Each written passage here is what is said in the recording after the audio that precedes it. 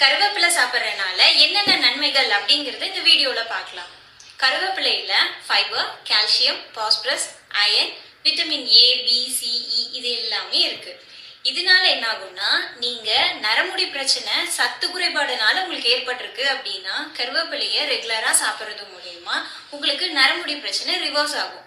இதுல இருக்கிற மினரல்ஸும் நியூட்ரிஷனும் என்ன பண்ணும்னா உங்களோட ஹேர் ஃபாலிக்கலை ஸ்ட்ரென்தன் பண்ணும். உங்களுக்கு ஹேர் தின்னிங் இருந்துச்சுன்னா அதை ரிவர்ஸ் பண்றதுக்கு ஹெல்ப்ஃபுல்லா இருக்கும். கருவேப்பிலையில இருக்க அயனும் ஃபோலிக் ஆசிடும் உங்களுக்கு ஹீமோகுளோபின் ப்ரொடக்ஷனை இம்ப்ரூவ் பண்ணும். உங்களோட ஹார்ட்டோட ஹெல்த்துக்கும் இது பெனிஃபிட்டா இருக்கும்.